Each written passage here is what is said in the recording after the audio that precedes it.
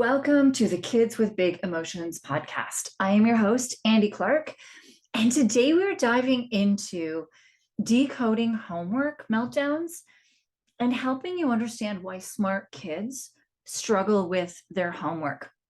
This is something over the break, I've had a couple of parents approach me, and in December, I had 3 college parents approach me, college university kids. So I've had everything from elementary, high school, college approach me about struggles that their kid is having. The thing is with all of these kids as well, is they're pretty smart. And they're like, I know that my kids know these subjects. I know they can do this work. But each of them was struggling in different ways with the homework.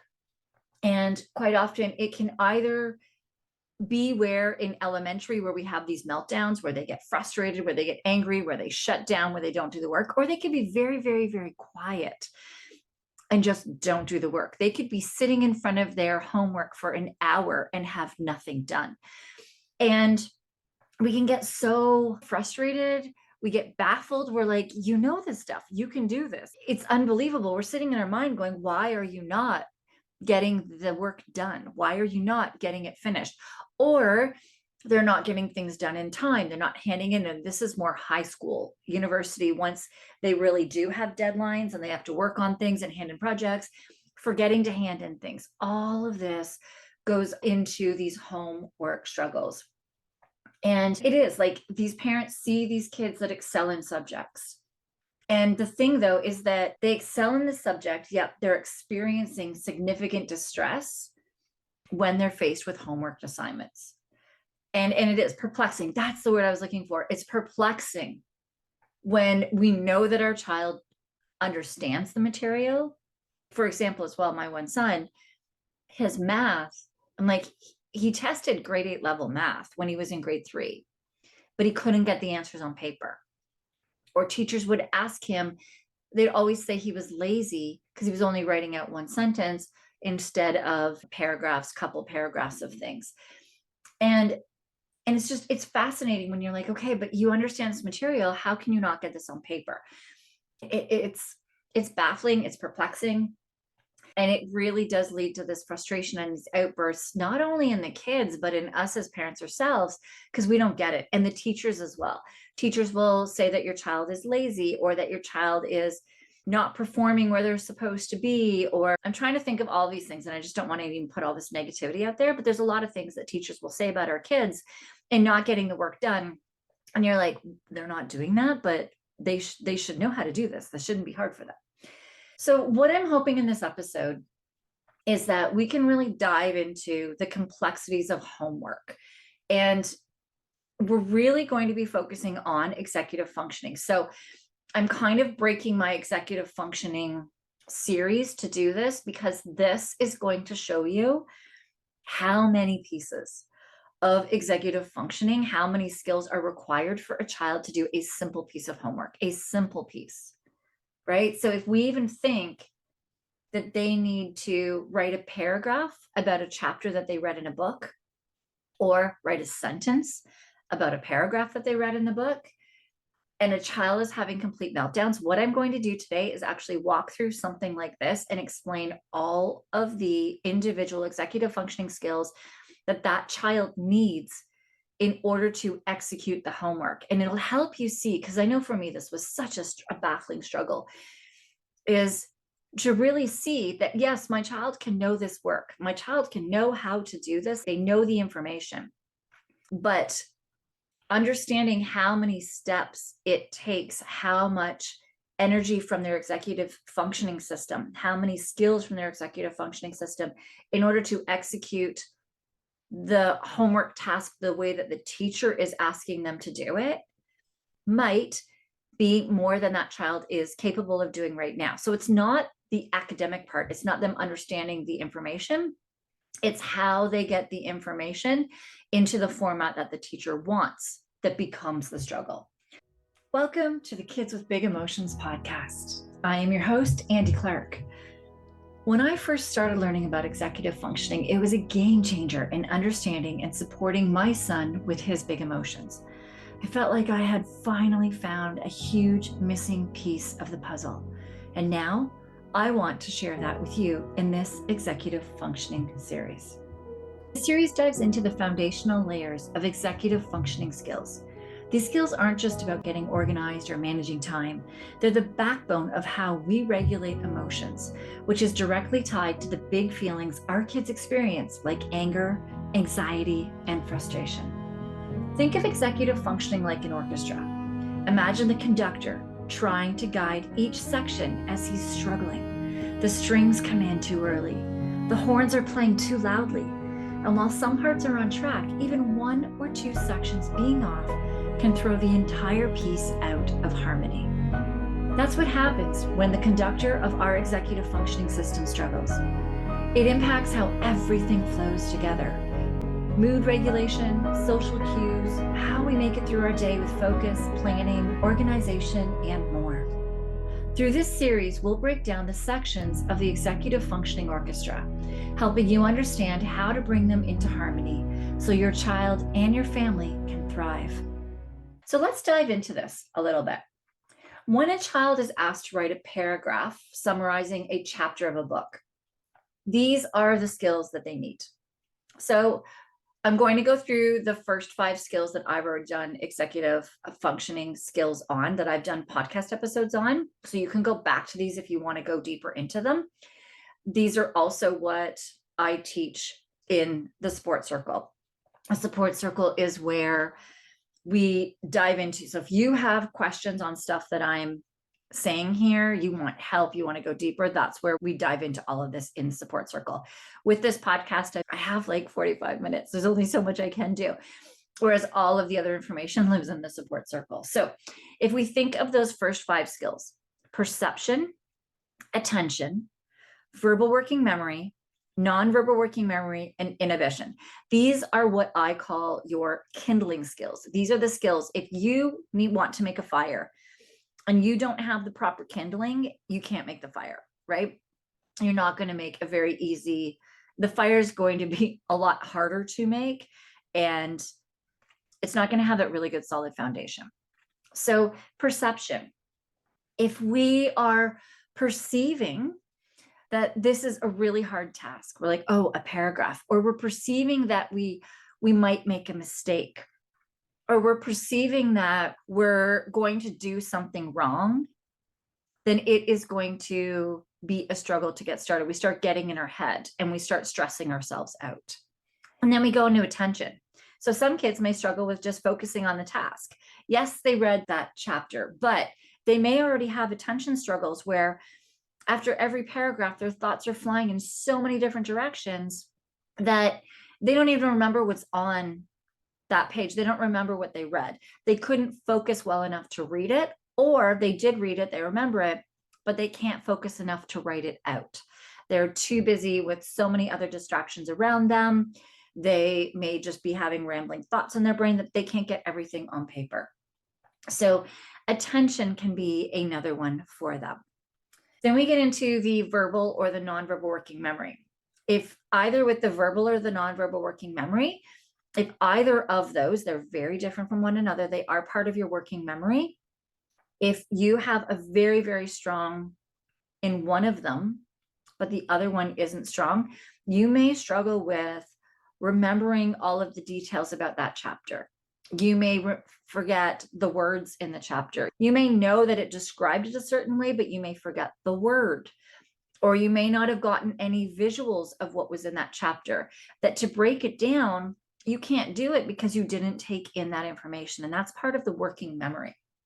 And then we go into inhibition. Inhibition is stopping the other things that you're doing in order to start this. It could also be stopping your revolving thoughts every single time that you start your homework of, I'm not good at this. What if I make a mistake? What if I don't understand exactly what the teacher says? Or what if the teacher doesn't like what I say? Or what if the kids laugh at what I say? All of these, you need to be able to stop all of those thoughts in order to be able to focus. You need to be able to stop any other thoughts of all the other things, of what happened in your day, of what you're going to do next, of all of these different things, which builds upon the perception, the attention, the verbal working memory, and the nonverbal working memory. All of these things play a part in being able to sit down and do that piece of work. And then we get into the next level skills that I teach. And I'm starting to do a couple of episodes on these. I'm not going to do too many on these in this podcast because, as I said, I do teach all of this in the support circle. So I've given you a really strong, solid base through these episodes to work on. But we are going to be doing initiation and cognitive flexibility are the two that I will do on this podcast episode. Initiation is where you struggle to start going on things. And initiation happens for two reasons. One is that they feel that what is being asked of them is too big. Their perception with their thoughts of that is, this is going to take me forever. And I know this used to be me with house cleaning, with like doing the bathrooms or vacuuming. I used to stall for hours. I could spend half the day procrastinating on doing the housework, which would have taken me like an hour, hour and a half to do. And this is when I had like a little apartment when I was younger. It's crazy. If I go back and think about it, it was the initiation. And it's getting that first step done.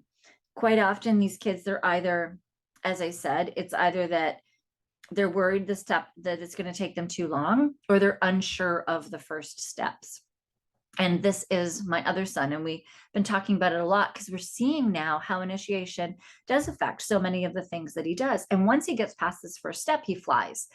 And so there's nothing wrong with that. We're now at the stage of acknowledging it, and we're now working through it. As you can see, there's so many different things that can be affecting somebody with their homework that we really need to understand what with this child is being affected. Because it could also be cognitive flexibility, which is my other child, where they feel there's only one answer to do things or one way to do things. They may also not be able to think in abstract. So if they're asked to think something creative or make something up, they may struggle with that so much from an either initiation point of view or a cognitive flexibility point of view, or going back to verbal and nonverbal working memory point of view. All of these different executive functioning skills can affect a child from starting the homework, from getting it started, from doing it. And the cognitive flexibility piece is where kids believe that all mistakes are bad and they can't make a mistake. So they fear even starting, or the perfectionism, it has to be perfect. Or they might cognitive flexibility just believe that there's one way to do something. So they won't do it the way that the teacher is asking because they're not able to think of multiple ways to do something, or they're stuck on a piece. There's just so many different ways with that cognitive flexibility. And then we have like planning and organization. And like planning and organization, these are higher level skills. These are the flame skills. We actually have to backtrack because there's time, sense, and pacing. If they don't know how to pace themselves, they don't know how much time to put in something, and other log skills as well of being able to correct themselves. First, find their mistakes and then correct them. So if you're asking them to look over their work and find their mistakes, they might go into meltdown mode because they may struggle with even finding mistakes, or they may find them but struggle with self-correcting and not know how to correct their mistakes. These are all executive functioning skills. Listen to all of them right now. We have planning, attention, verbal working memory, nonverbal working memory, inhibition, initiation, cognitive flexibility, time, sense, and pacing. Oh gosh, I'm going off the top of my head. Planning, organization, analyzing, decision-making, self-monitoring, self-correcting, self-modulation. That's what, 15, 17, something like that, different executive functioning skills that these kids need to be able to execute in order to do their work. Planning is one we kind of take for granted because we think all you have to do is you go into this chapter, you write what you wrote in order, and you maybe can write one sentence of each thing that happened in a paragraph.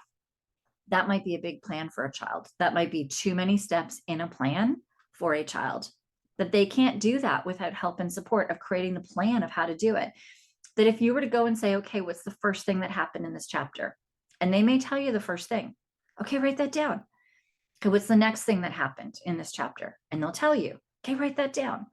What's the third thing that happened? And they may be able to tell you and write it down. Some kids may not be able to write it down, right? So there's different ways of trying to figure out where is this child struggling with their homework and when it's not an academic issue. The getting thoughts on paper could be that their brain goes so fast that they can't write slow enough. It's that they're not stopping and inhibiting all of those other thoughts and things in their brain to focus and attention on what they actually need to write. They may not be able to perceive the different shapes of letters, which is part of nonverbal working memory, as well as seeing the symbols of letters and stuff. And they may struggle with what letters to be even writing down. They may struggle with the verbal working memory, and that is the sounds of things in order to know actually how to write down words if they're sounding something out phonetically. They may struggle as well with self-modulation in the way that they write. They may push too hard with a pen. They may hold a pen or pencil too hard and it hurts their hands or affects the way that they're writing. They may struggle with self-monitoring and noticing their mistakes. They may struggle with self-correcting their mistakes. And it might just be a whole jumbled mess. And they know that they're struggling with these things and their brain just goes, vroom. It just sucks all the energy out and they instantly get frustrated and they instantly get this brain fog. And it's just this whole soup, this whole mixture of all of these executive functioning skills being taxed in this child. And so it's not that they may academically not understand what it is. They may not be able to execute on some or multiple or all of the executive functioning skills. When we get into autism, there's so many of these that are in autism. And I had backtracked earlier when I was on planning and organization, because planning and organization are high level skills. These are the flame skills. These are like that fire that we see after we've built our kindling, have a really good solid kindling, light it up, which lights these logs that are not wet, these really great logs that are there. We've built that foundation of logs. And then we start seeing these really nice flames. Those are higher level skills. They're the skills that we see, but they're made up of all of the lower skills. If we can't perceive, we can't pay attention, we don't have the proper verbal or nonverbal working memory or the inhibition, we can't figure out what steps, we can't analyze anything, we can't make decisions in order to actually make a plan. So all of these skills go together. And like decision making, you can't make a decision if your nonverbal working memory isn't working or your attention isn't in the right spot, or you're not perceiving if you're not perceiving what's being asked of you in the right way, you can't make a decision on how it's going to be done. Right? So all of these things play a part. They all play a huge part. And so my hope from this is that you can see the extensive range of the EF skills involved just to read a chapter and write a paragraph. And I'm saying like just, but it's like 17 skills. It uses almost every single executive functioning skill. Homework is one thing that uses so many executive functioning skills in order to execute it. And that's not even get to the next step of figuring out how to do it on time, how to hand it in on time, when to hand it in, how to hand it in. Those are just all other steps, all other plans. That's just adding a whole other topping to everything that you have going on, more and more layers. So how do you support your child in managing these? We dive into this a lot in the support circle. So if you are interested, the link for the support circle to join us is below. And the support circle, so with these executive functioning skills, the first thing we do is break down the task into smaller pieces. Kind of as I was saying before, what happened first in this chapter, but that child may have even struggled to focus on what was reading it. So you might actually go to the chapter and read 1 or 2 paragraphs, or depending on how large the chapter is, but maybe read 1 page and ask them to write down 1 sentence from the page. So break it down page by page instead of chapter, a full chapter. And it might be where they struggle with the writing of it down, but not the verbal. So they can verbally tell you it, or they could verbally record it, and then they can go at a slower speed to write that down. Or they can start using speech to text, but we do eventually need to help them with their spelling and getting things written down or typed or however they need to get it so that they can be more independent. But if your child is having meltdowns from executive functioning skills, we need to break it down. We need to strip it down to the easiest. Where are they capable? Where are they able to actually do this homework? How many steps do I need to strip away for them so that they can do this? And you strip it, and then you start adding 1 layer at a time. This is a cognitive ladder. This is something that I teach in the support circle. So We start off with, where do we want them to be? We want them to be where they can complete their homework assignments, but where are they now? If we're thinking about reading a chapter and writing a paragraph, where are they now with maximal support? And that's where we start. And then we go up the next step of that ladder when we can have them be independent on one thing.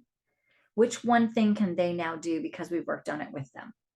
And we have them take ownership of that one now, and we keep working on it. And this is the thing, is when I'm working with somebody in high school or college, it is, I don't want to say harder, but it's different. If we can catch this in elementary and we can start building those kindling skills in elementary, then the kid struggles with less frustration and stuff as they're going through high school and college, and they're more prepared and understanding the way that their brain works, and maybe what tools and things they need to implement in order to help them with their homework and stuff, and help them get their schoolwork done in school. So if we can catch it in elementary, amazing. If we can't in high school and college, we can absolutely work with these kids. We can work with them on different things. We find out where are they struggling the most, and we build out a cognitive ladder on that. Is it figuring out how long it takes or prioritizing their assignments? We can work on this with maximal support and get them to where they can get to minimal support. So this is one of my kids, and he's last year middle school. And I'm excited that we are homeschooling next year, because next year he's high school. And we've already started working on how to plan out and organize all of his schoolwork so that he gets it done within the school year. He gets his projects done when they're due on time. He's prepared and has studied and is ready for his quizzes. And that's what I'm working on. I'm actually not working because academically he's good. We're working on that and initiation. Those are the two skills I'm really, really working on with my one son. My other son, it's different. There's a lot of other things on the kindling that I'm working with him on, of those kindling skills.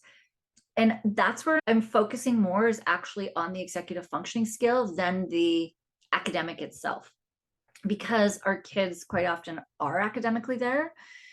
It's these other struggles. And once we get these other things, we start noticing that the academic starts falling into place. They start being able to do their homework. They start being able to follow through with chores. They start listening more. They start just being able to do a lot more with less meltdowns, less frustration, less overwhelm as they're going through that.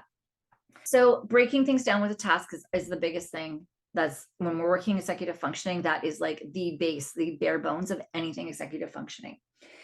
Then we also can use visual aids. This also depends on the child, depends on where their struggles are, depends on what they need. With visual aids too, there is a way using a cognitive ladder in order for the child not to need to rely on visual aids forever. They would be a support for now, with the goal of them not needing them in future. Although that being said, when you're doing certain planning and homework and all that, we might always pull out a visual aid that they just always have for all homework assignments, that helps walk them through the steps, walk them through the plans, helps them do things the way that they need it. Encouraging self-reflection. This is a big one, because this helps when a child does something and they actually are successful with it. You ask them, how did they do that? And if they can tell you, then that means that they've actually learned that skill. Quite often, for the first 5, 10, sometimes 20 times, they'll say, I have no idea how I did that.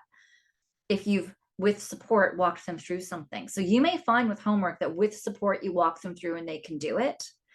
And then you walk away and they can't do it. So you missed a step of asking them, how did they do that? When you've had maximal support for them and they get it, say, how did you do that? And if they cannot explain it to you, then they cannot do it on their own yet, because they don't actually understand fully what they've done, and they need some more support, maybe less support than you just gave them, but they need some support and guidance until they can understand it. And that's where you walk them through how they did it again. And then you do it with them again with some support, ask them how they did it. And if they still don't know, you walk them through how they did it again, and keep repeating until they can tell you how they did it. And then they can really start doing it on their own. So it's really eye-opening, I guess would be the word, when you start realizing how a child who is so smart can struggle and have those meltdowns with homework. How you can look at it and go, how can you not get this? You can do this ridiculous math in your head. How can you not put it on paper? You can start seeing these different things once you start really understanding the executive functioning skills of that. In the support circle, I know this week I was diving in with somebody on math and how their kid can be so good mentally with math, but really struggling to get it out on paper. This is one of my kids too. So it's really breaking things down. It's fascinating when you start looking at it, not from the academic view, but from an executive functioning view. And when you change that lens, the way you look at it and understand it is different, and it becomes less frustrating for you and less frustrating for your kid, because the way that you're able to help them will be different. The tools you're going to use are going to be different than it would be if it's an academic struggle versus an executive functioning struggle. So hopefully that all makes sense. As I said, like we have in the support circle, this is where I answer questions. It is a group that we have with a very low monthly fee where you can type in questions for either other parents to support you. You can ask questions of me and I can help walk you through this. I'm every week compiling more and more, adding more and more courses and information that you can go through at your own pace. And I have a weekly call where you can hop on live with me. I have 3 different times that I do these calls, split up. One week is one time, the next week's another, and the next week's another, so that hopefully I can accommodate different people.